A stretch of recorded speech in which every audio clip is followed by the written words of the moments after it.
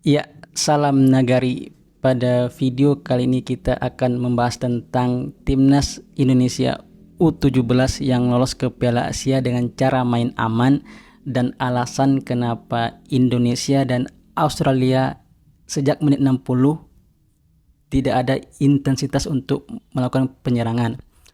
Namun sebelum itu, yang baru bergabung di channel ini membahas seputar sepak bola baik dalam maupun luar negeri. Jadi yang baru bergabung minta tolong di subscribe dan tekan tombol like-nya agar channel ini berkembang.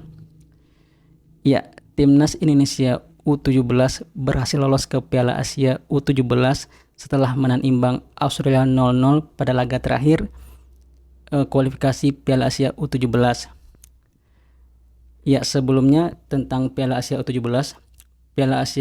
Kualifikasi Piala Asia U17 ini diikuti oleh 43 negara, dibagi menjadi 10 grup, di mana juara grup dan 5 runner terbaik akan lolos ke Piala Asia U17 di Arab Saudi. Karena pembagian grupnya tidak merata, ada grup yang berisi 5 negara dan ada grup yang berisi 4 negara. Namun sebelum kualifikasi dimulai, Timnas Lebanon memutuskan untuk mengundurkan diri dari kualifikasi sehingga di grup H hanya ada 3 negara. Ini berpengaruh terhadap ranking runner-up terbaik karena grup yang berisi 5 tim, peringkat 2-nya melawan peringkat 4 dan 5 tidak dihitung. Sedangkan untuk grup dengan berisi 4 negara, peringkat 2 melawan peringkat 4 tidak dihitung. Jadi ya, kita kembali ke pertandingan antara Indonesia dan Australia. Sebenarnya sebelum pertandingan dimulai, Indonesia hanya butuh hasil imbang untuk lolos ke Piala Asia U17. Karena hanya butuh hasil imbang, Coach Novarianto memutuskan untuk gameplaynya bertahan dan mengincar counter attack. Dan Australia hanya butuh juga hasil imbang untuk lolos ke Piala Asia. Namun di babak pertama, pertandingan berjalan normal. Australia menyerang dominan dan mendapatkan beberapa peluang. Juga Timnas Indonesia juga mendapatkan beberapa peluang melalui counter attack, namun tidak ada terjadi gol.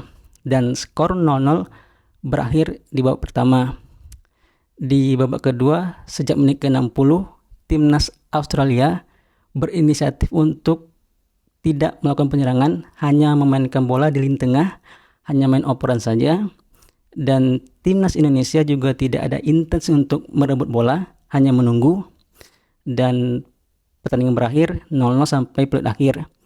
Dengan hasil ini, Indonesia dan Australia lolos ke Piala Asia U17.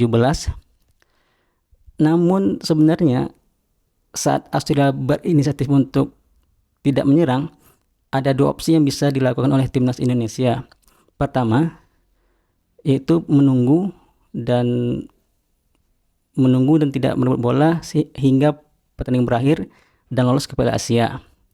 Atau opsi kedua, karena Timnas Australia tidak berinisiatif menyerang, kita yang berinisiatif untuk merebut bola dengan melakukan pressing, dengan risiko nanti bisa kebobolan dan kalah dan tidak lolos ke Piala Asia. Dan Coach Novarianto memilih opsi yang pertama, yaitu menunggu, tidak merebut bola hingga pertandingan berakhir dan Indonesia lolos. Karena kita bisa maklumi karena Coach Nova ditargetkan untuk lolos ke Piala Asia U17. Kalau kita lihat klasemen akhir runner-up terbaik, Indonesia berada di peringkat ketiga dengan 4 poin, hasil dari 1 kali menang dan 1 kali imbang, dan selisih gol 1.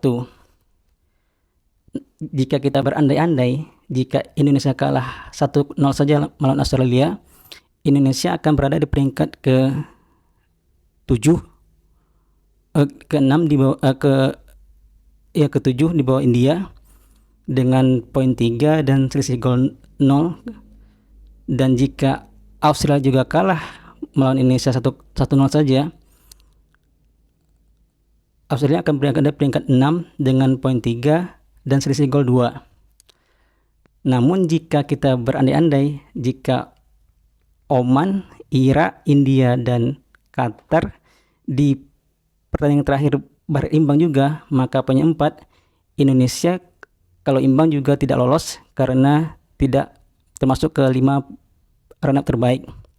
Ya, dengan hasil ini Indonesia lolos ke Piala Asia U17 tahun 2025 nanti di Arab Saudi bulan April. Selamat, semoga Indonesia menangkan prestasi terbaik di Piala Asia U17 nanti.